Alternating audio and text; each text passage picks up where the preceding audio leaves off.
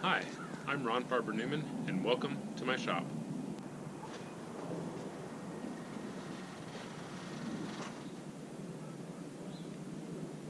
In my shop, I mean future shop.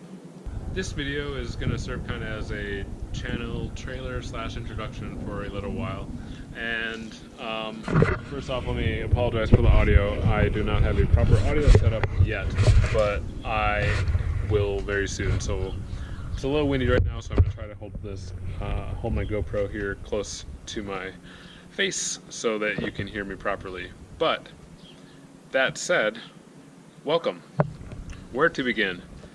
Well, my husband and I just bought our first house. I'm a maker and woodworker here in lovely Minneapolis, Minnesota. And for the past 2.5, 3 years or so, I have been visiting and attending a makerspace here in Twin Cities, and it has served as my creative haven for the past few years. Being that we previously lived downtown in a tiny little apartment with no space to really do anything other than plug in a hot glue gun from time to time. And so that's where I've been going for access to woodworking tools and whatnot, and it served as a great space to learn and meet new people. And I still am a member, but like I said, my husband and I just bought our first house, and before we even bought the house, I told him that I wanted to make a garage into a workshop. There's something about just having it on site where you can just go outside and go out your front door, and there you are in your making space. And so now I have that. I have a space of my own to set up a shop, but as you can see, it is not a shop yet. It is a garage, and it has just random crap in here that we left in here with no real rhyme or reason or organizational intention since we just moved in like a month and a half, 2 months ago. So we moved in March, and it is just now starting to be nice out the past like couple weeks or so, and I am going to basically be spending the summer turning this garage into a workshop that will satisfy all my creative endeavors, hopefully for years to come. Let me give you a quick tour of what I've got going, or what the space is right now, and what I hope to have it be. I don't have rock solid plans yet as to what it's going to be, but I do have an idea of what I want to have in here. Here we go. So first thing you'll see is a couple of I jumped the gun kind of things and just bought knowing that I would need them. The rest of the garage pretty much right now is just random stuff of ours that I will need to deal with. Over here, the previous homeowner had set up a very, very basic woodworking bench. It's pretty sturdy for what it is. And so I'll definitely probably be replacing that in time with something a little more functional, but it will serve as a good work area for the time being. Underneath, you will see the epitome of what I sometimes do in terms of jumping the gun and getting excited about something. A few years ago when I got into woodworking and I discovered how beautiful walnut was, what do? I go on Craigslist and buy 4 walnut logs from someone on Craigslist for very cheap, with the intent to get a chainsaw mill and mill them into boards. Well, I got the chainsaw mill, I got the chainsaw, but I have not yet turned these into boards. So it's your average 2-car American garage. So there's not a ton of space to turn this into, like, you know, a dream all features included shop.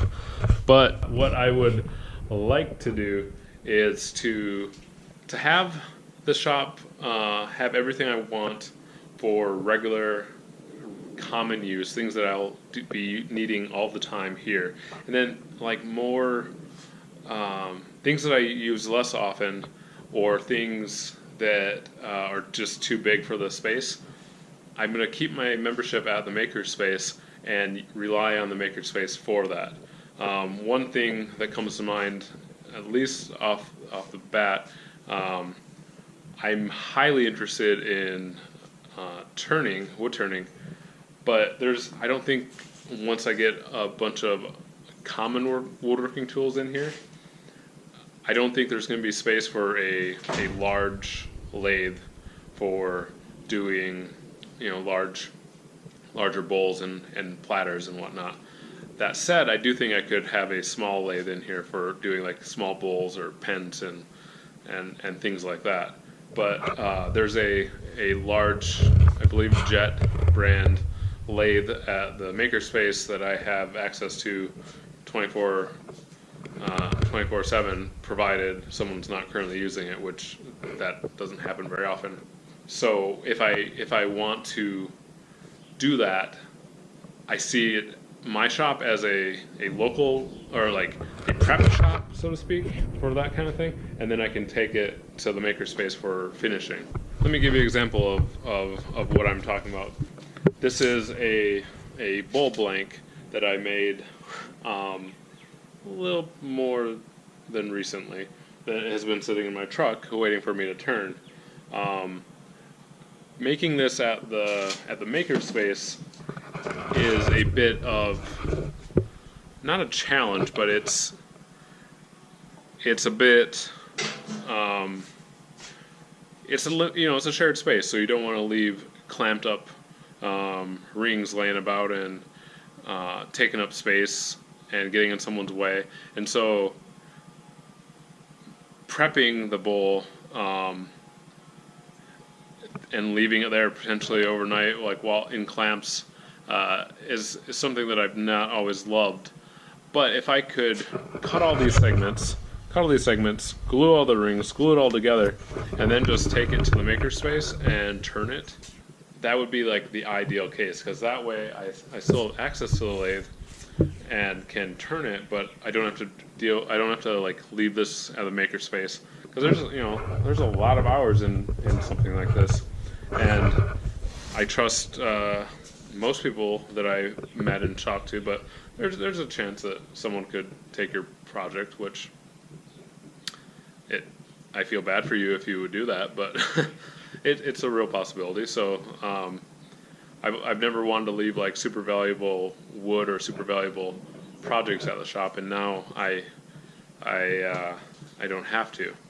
I'd be remiss to do this channel introduction without talking a little bit about the people and channels on YouTube here that have inspired me in the 2-3 years that I've fallen in love with woodworking. Towards the very top of that list would be Frank Howarth.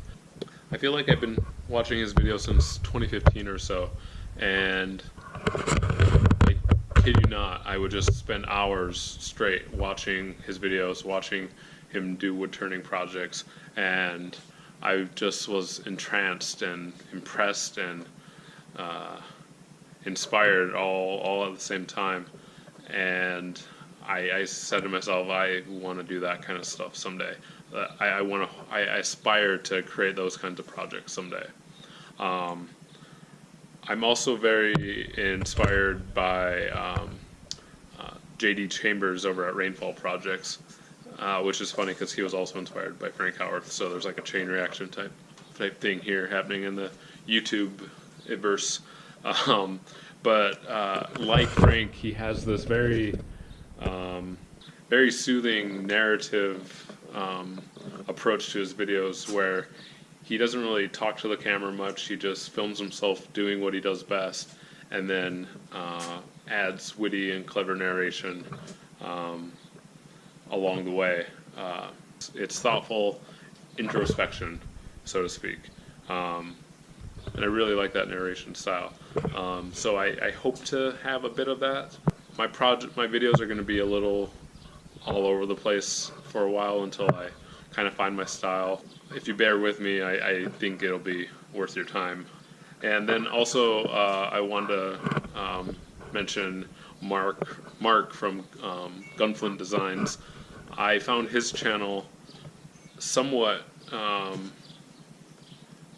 early on in his YouTube journey, and it's been super inspiring finding someone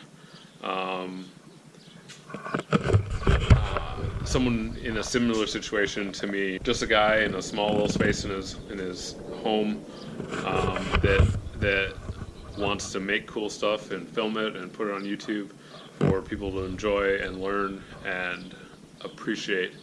And seeing his channel grow has like made my mind kind of wander and get inspired as to how like this channel might grow. So thank you to all of them for inspiring me over the years.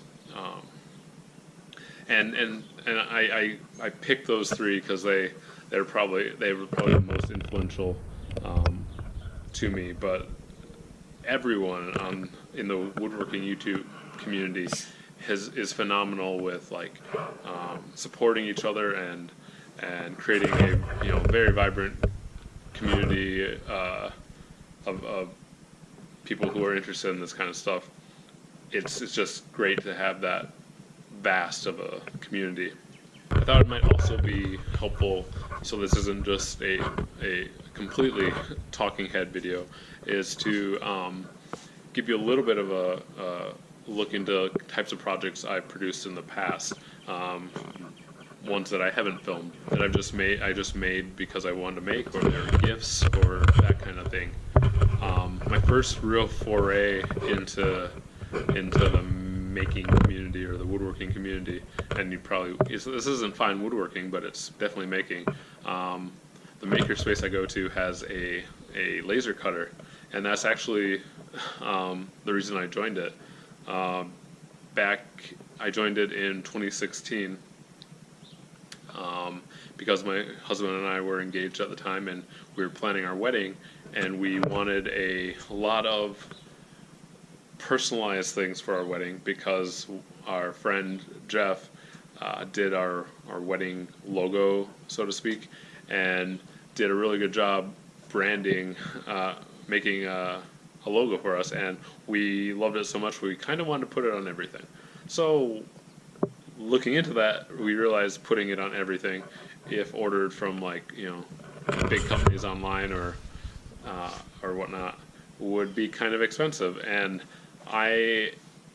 anyone who knows me knows that I have a really hard time paying for something if I think I can do it myself.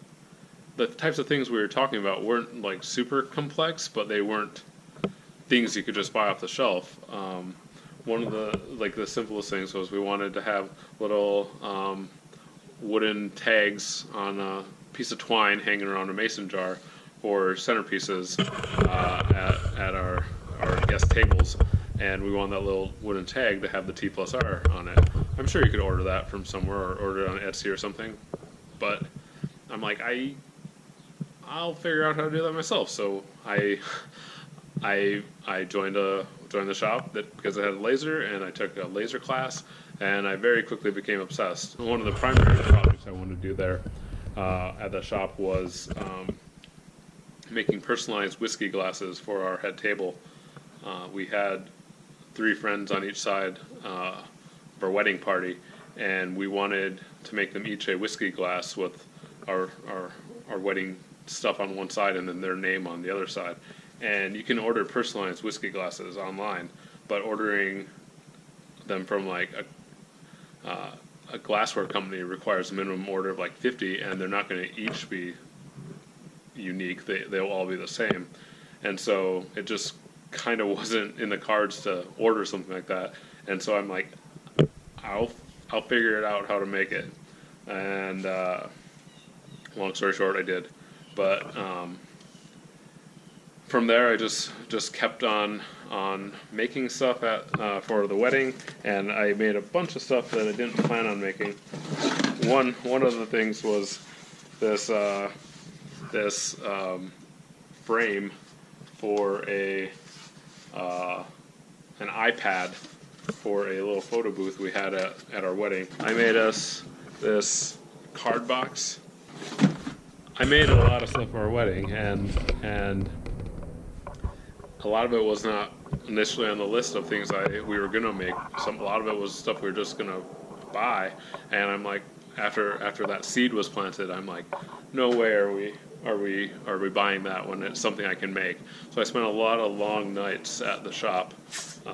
One of the things I started making is whenever we'd get invited to a friend or family member's wedding, I would make them a personalized wedding sign as a gift, and whenever possible, I'd try to incorporate elements of their wedding invitation in the sign.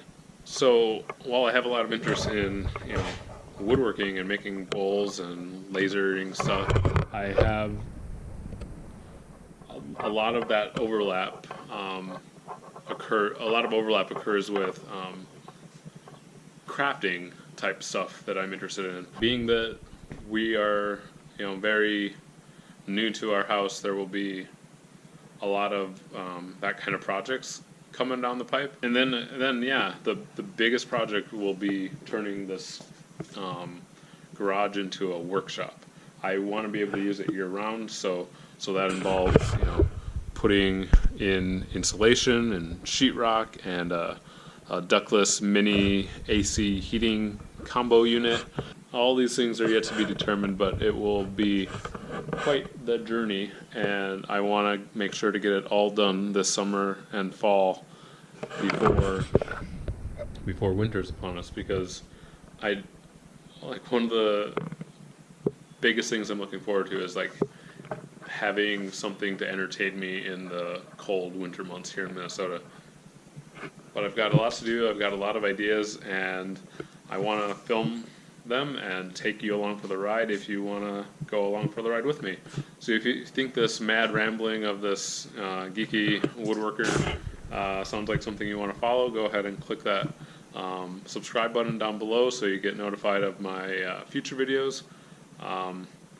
I'm not going to tell you to click the bell because it's too early for that. We just met. I don't want to move too fast and have us regret it. But yeah, no, I would really appreciate your support. So thanks again for watching, and until next time, cheers.